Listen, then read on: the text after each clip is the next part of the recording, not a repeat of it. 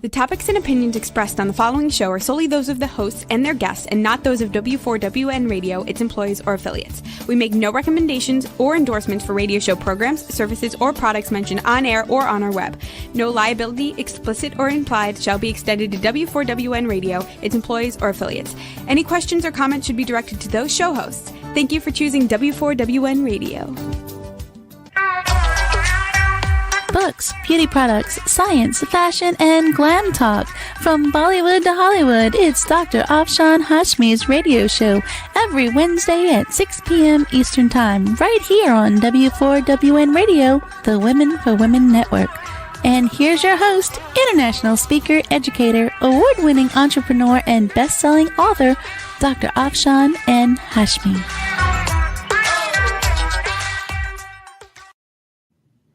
Hello everyone, this is Dr. Afshan Hashmi live from Florida studio of W4WN Radio and Talk 4 TV, and this show is syndicated worldwide to 300 million listeners. So if you give me sponsorship, just think how your product will be promoted in such a big way. If you give me sponsorship, you can write to me at afshan@drafshanhashmi.com and I will give you a very reasonable price. And I wanted to remind you that these are my two books, and please go and buy these two books and give me an honest review, friends. And this show, as I told you, is syndicated worldwide to 300 million listeners. So if you give me sponsorship, your product will be promoted in a very great way. And now I will ask Jason, my sound engineer, to please play the sponsorship film.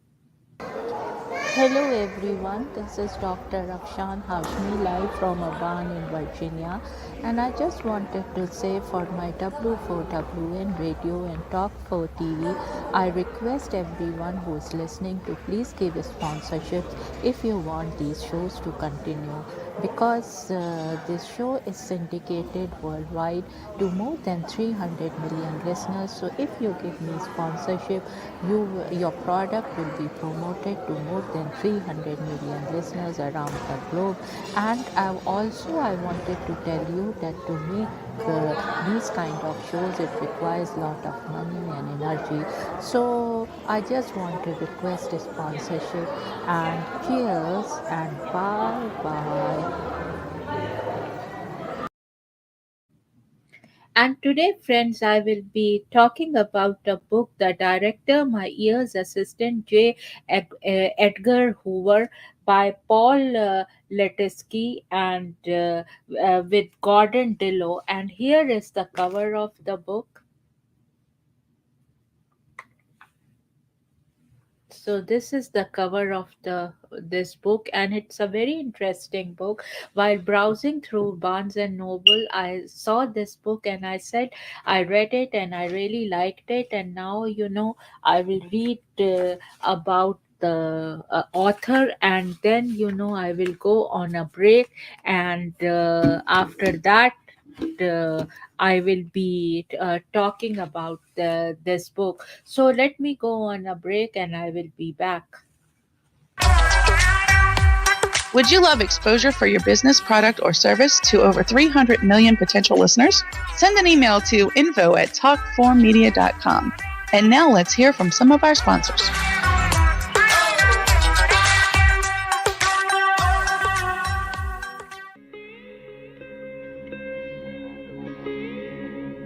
Chapter 2: How Jugaad Leads to Multi-Sector Success Stories in India, including definitions of the Jugaad Management Principle business model.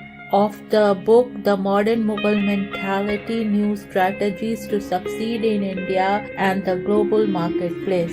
Inspiration. True Jugaad is an inspiration on how to create products using technology that meet the price-value equation. According to a Harvard Business Review article featuring expert Prahlad and Mashelkar, most innovation programs are built on the assumptions of affluence and abundance. We see the rich and the young in both the developed and the developing countries demanding environmental friendly products and services. business. They also believe that affordability and sustainability are crucial to driving successful business today. New technologies and radical business models are important not only to penetrate mass markets in India but in the entire world. By reconfiguring all areas of the business structure, they will full.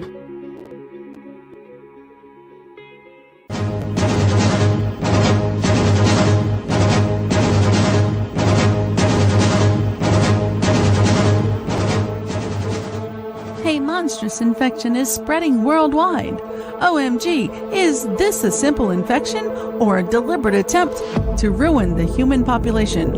Or maybe it's bioterrorism. What is this global infection and who is spreading it?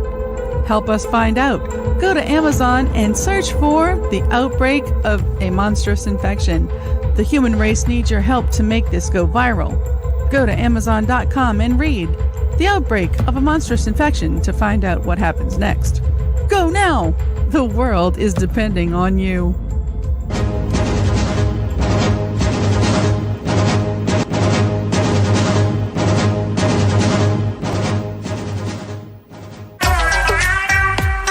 And now, back to Dr. Afshan Hashmi's radio show.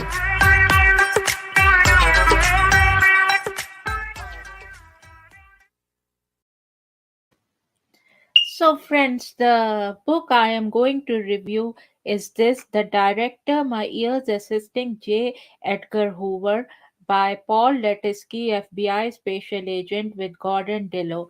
And here is the beautiful cover of the book. And then a fascinating and long overdue look from the inner sanctum takes you inside the psyche of the man who knew all the secrets. Tom Brokaw, NBC News. So here it is. Here it is. So let me start the uh, telling you about the author, about Paul Letiski, the author of this book. Paul Letiski is a former FBI agent whose early service included 2 years working directly for FBI Director J. Edgar Hoover as a personal assistant. Letiski would go on to become a special agent and participate in events that grabbed national headlines. After leaving the FBI, he became vice president of Pan American World Airways. Letiski lives in Oregon. Paul Letiski moved to the beautiful Oregon coast in 2018. It is a magical place that allows for reflection of my career, life, and lessons learned. I have gained more than half a century of experience through the FBI and as a corporate executive in Fortune 500 companies. I became an asterisk in American history, being involved in events that grabbed national headlines as detailed in this book. He grew up in Dunkirk, New York, 50 miles from Buffalo on the edge of Lake Erie. Living in a polished neighborhood, all his relatives were within walking distance from each other. He went to a Catholic school and credited the nuns for his spelling and grammar skills. In school, he played every sport there was: football, baseball, soccer, basketball, etc. He dreamed of a professional baseball career but soon decided college would be a better path. When he graduated from sunny Fredonia with a teaching degree, he was recruited by the FBI and started work there while he went to law school at night. He received his law degree from Mount Vernon School of Law, and after working 2 years in Mr. Hoover's office, he became a special agent starting at the Cincinnati, Ohio field office. A few years later, while working out of the Alexandria, Virginia office, he was offered a job with United Airlines in their law department, heading up the team investigating civil and criminal actions directed at the airlines, including looking for the Unabomber who sent a bomb to the president of the company. He then became a vice president of Pan American World Airways in charge of 5 global divisions. Later, when he was president of Astrophysics Research Company, he collaborated with KGB officials during the collapse of the Soviet Union to help help bring Aeroflat into compliance with international aviation security standards. He has authored syllabi and taught at the U.S. Department of State, FAA, and the University of New Haven School of Public Safety and Professional Studies, and is currently on the faculty of Tillamook Bay Community College in Tillamook, Oregon, as an adjunct professor and coordinator of their criminal justice program. He lives near the ocean with his life partner Shay and their big black dog. About Gordon, Dillow has been a reporter, columnist, and war correspondent for more than 30 years. He has written for a number of newspapers, including the Wall Street Journal and Los Angeles Times, and is the author or co author of numerous books. He lives in Scottsdale, Arizona. And now, friends, I will go on a break and will be back soon. Would you love exposure for your business, product, or service to over 300 million potential listeners? Send an email to info@talkformedia.com. And now let's hear from some of our sponsors.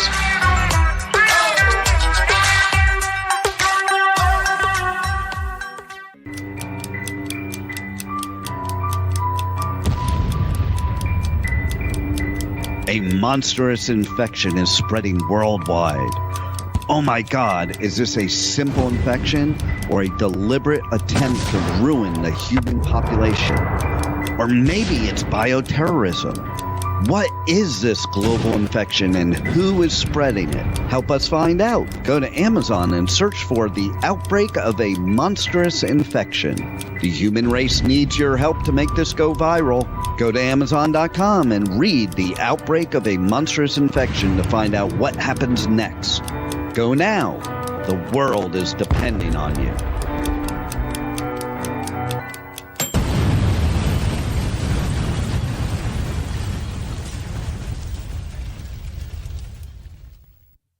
The Outbreak of a Monstrous Infection, Chapter 1, 1964 to 2018, and this is the sample track, and it is read by Dr. Afshan Hashmi. In a sprawling bungalow in Potomac, Maryland, USA, lived Dr. Honey Singh, a board-certified internal medicine and family practice physician, along with his beautiful wife, Baby Singh. Baby Singh was a fashionista and was funding women's causes through her Honey Bay Foundation.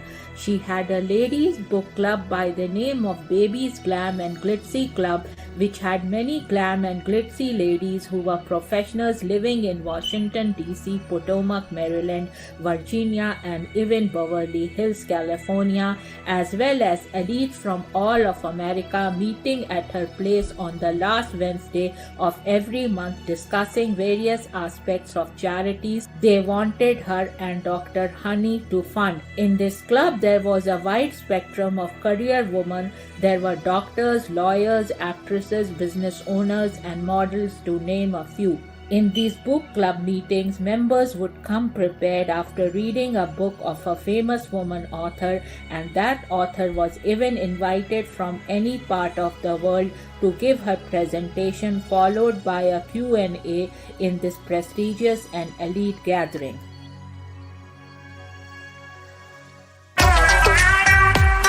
And now, back to Dr. Afshan Hashmi's radio show.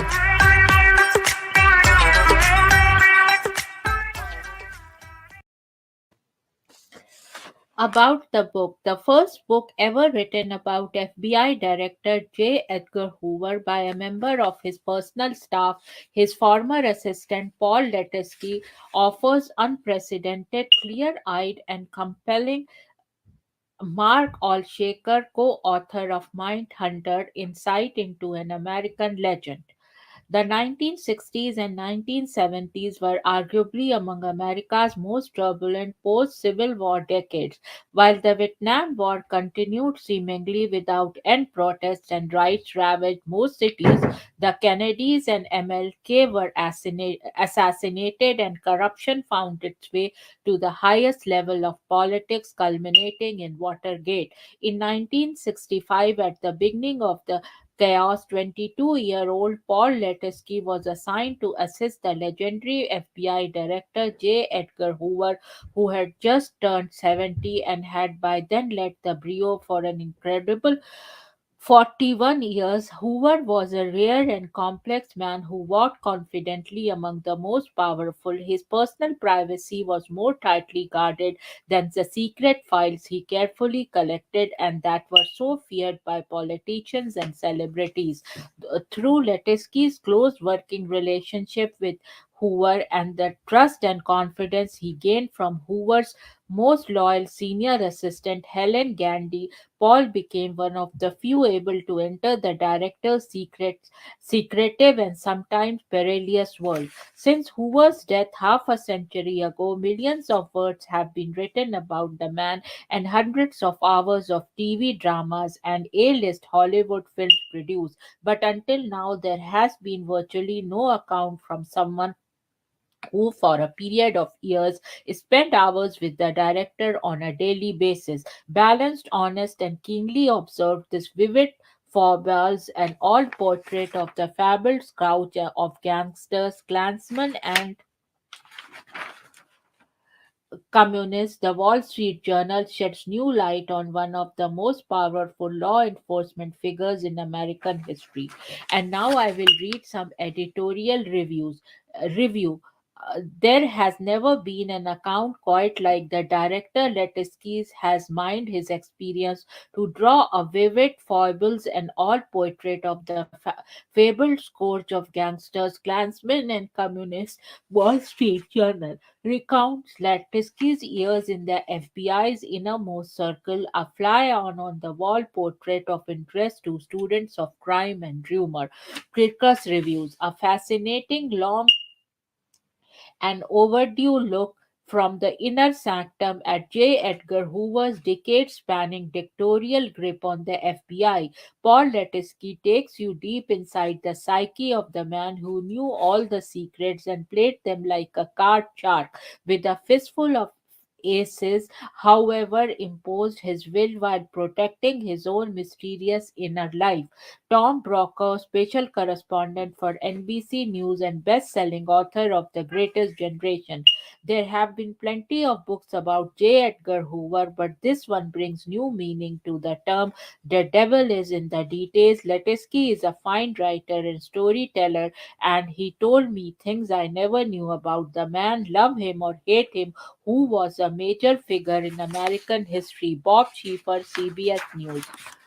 Fascinating and engaging, Letesky brings to life a bygone era of G-men, galots, and malls, and delightfully Hoover's motherly gatekeeper, Miss Gandy, who plays Moneypenny to the author's bond. Chris Ripple, New York Times best-selling author of The Gatekeepers and The Spy Masters.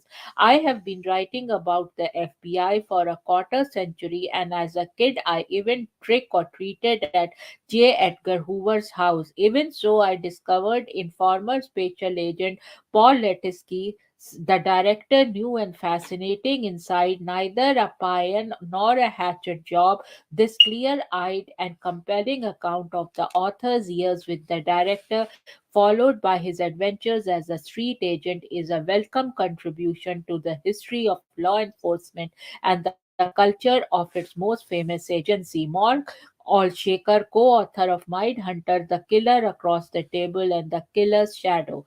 I entered the FBI under Mr. Hoover, who turned out to be the best director I served under in my 27 years at the Brio. This book is an honest and accurate portrayal of Hoover's personality and acts of kindness, as well as the control he had over not just the FBI but politicians. A must read. Joe Pistone, Akka Donnie Brasco, former FBI special agent.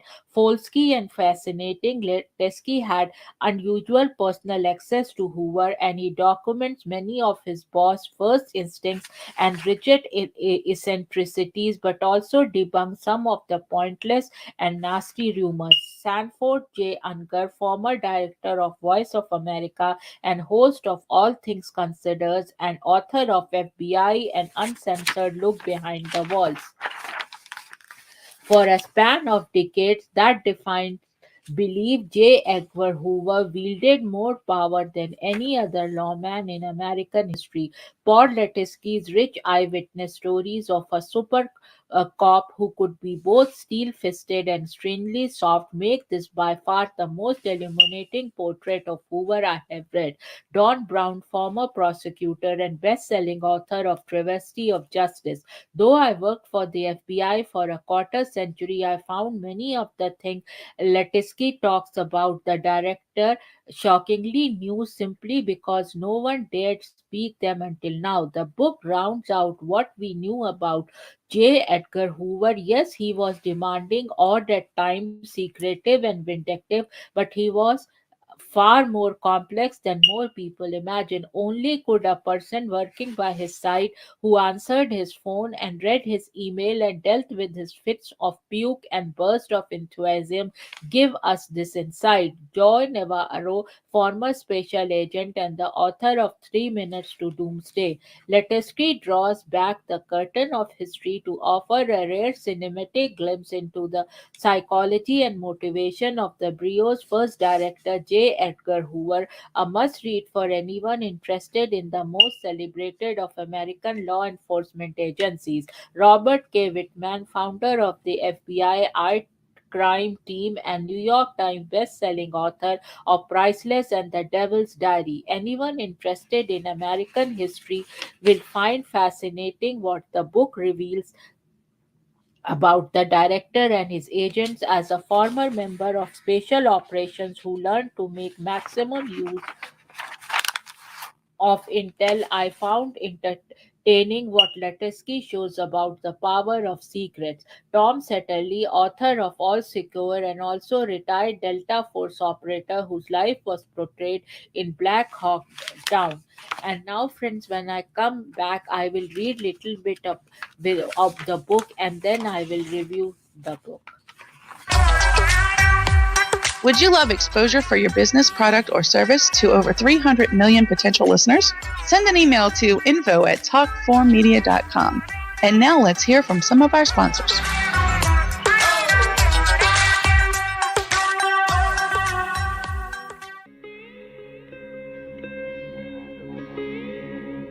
Chapter 2, How Jugaad Leads to Multi-Sector Success Stories in India, including definitions of the Jugaad Management Principle business model.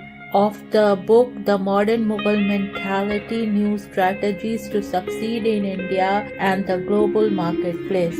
Inspiration. True Jugaad is an inspiration on how to create products using technology that meet the price-value equation. According to a Harvard Business Review article featuring expert Prahlad and Mashelkar, most innovation programs are built on the assumptions of affluence and abundance. We see the rich and the young in both the developed and the developing countries demanding environmental friendly products and services. They also believe that affordability and sustainability are crucial to driving successful business today. New technologies and radical business models are important not only to penetrate mass markets in India but in the entire world. By reconfiguring all areas of the business structure, they will pull.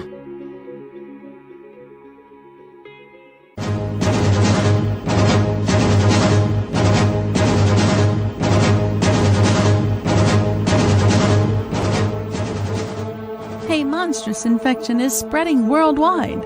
OMG, is this a simple infection or a deliberate attempt to ruin the human population? Or maybe it's bioterrorism. What is this global infection and who is spreading it? Help us find out. Go to Amazon and search for The Outbreak of a Monstrous Infection. The human race needs your help to make this go viral. Go to Amazon.com and read The Outbreak of a Monstrous Infection to find out what happens next. Go now! The world is depending on you.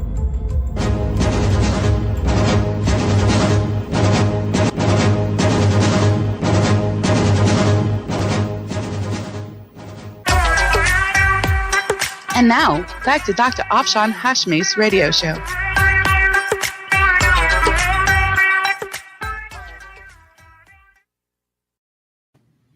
So now, friends, I will be reading little bit from the book and then give my thoughts in the review of the book. So this is the prologue and of the book, and it says, so I will read little bit from prologue. In a city of weak men, no one cried at his funeral. More than 1200 invited guests crowded into the National Presbyterian Church in Washington, D.C.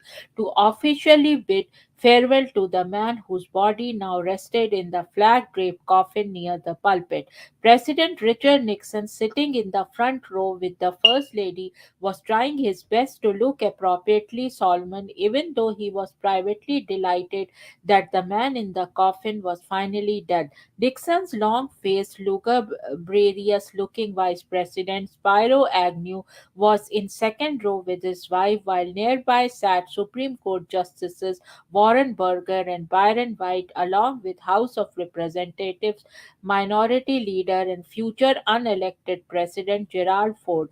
Former U.S. Attorney General John Mitchell, now heading Nixon's re-election campaign, was there as well, while other pews were packed with cabinet secretaries, high-level presidential advisors, foreign ambassadors, big city mayors, and police chiefs, dozens of senators and congressmen, even a movie and TV star, all there to pay tribute to the strange and remarkable man in the flag draped coffin. And from where I sat in a section of the church reserved for the dead man's exceedingly small group of friends and distant relatives, I couldn't see a damn eye in the house. To anyone unfamiliar with American history, it might have seemed odd that the man in the coffin would rate such a turnout of the famous and powerful, or that his funeral was being broadcast live on three television networks. This at a time when there were only three television networks to choose from. The dead man was, after all, just a bureaucrat, the head of a relatively small government agency, a man whose position in the federal table of organization technically put him on an equal footing with the Deputy Secretary of Agriculture or the head of the Federal Highway Administration. So this was little bit from the prologue, and now I will read from some of the chapters. So this is chapter 1, and it says, Mr. Hoover's FBI. August 1965, a stiffingly hot and sultry Monday morning in Washington, D.C. Hot and sultry is the only kind of morning they have in Washington, D.C. in August. I was standing at the corner of Pennsylvania Avenue and Ninth Street, just outside the ornate Art Deco double doors of the enormous U.S. Department of Justice building, already sweating in my off the rack grey suit and white shirt and tie. In just a few moments, I had walked through those doors and report as ordered to begin my life in J. Edgar Hoover's FBI. I couldn't help thinking once again about the odd circumstances that had brought me here. It's funny how the course of your life can shift on mere chance. So this was from chapter 1, and now I will read little bit from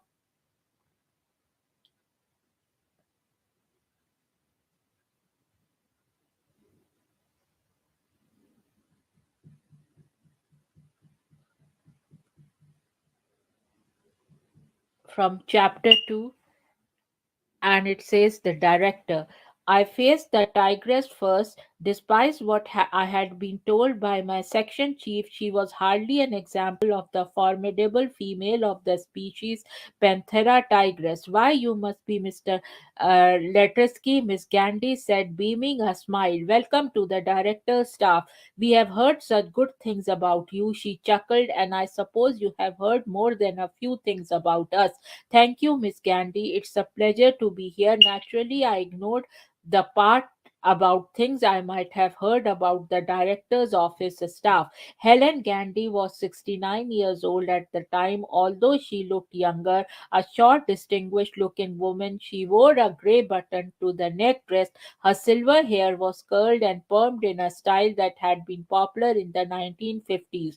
Although she had been born and raised in New Jersey, 50 years in Washington had left her with the soft, slightly southern accent of a native born Washingtonian. I later found out she was a GS-17 level employee, the highest ranking, and at $36,000 annually in her later years, the highest paid female in the entire 40,000 employee Justice Department. Are you nervous? She asked. No, I lied, despite my brave thoughts when my section chief told me about my new assignment over the weekend. I had a chance to think about it and I was nervous as hell. The night before, I had practiced my responses to questions the director might ask me, and this morning I had been careful to bring a clean extra handkerchief with me in case I got an attack of sweaty palms. One of the many stories I didn't admit I had heard was about the director's aversion to sweaty handshakes. It was said that many an FBI career had been derailed by a clammy mitt. I was not by nature a sweaty palm kind of guy, but still.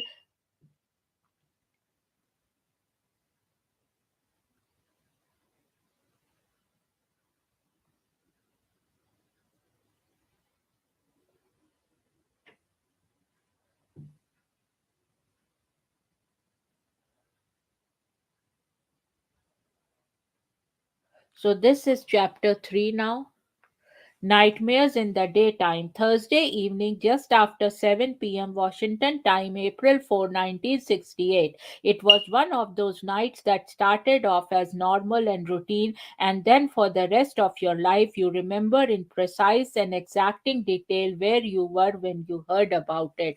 So, this was little bit. Reading from the book, and now I will do my review of the book, and it goes like this. I first came across this book while browsing the shelves of Barnes and Noble. I have always loved spy stories, but first I expected it to be a little dry. It turns out that Lewitsky is an excellent writer and the book was captivating. Lewitsky's stories on observation about J. Edgar Hoover were fascinating, but it was his friendship with Miss Gandhi that brought the heart to the story.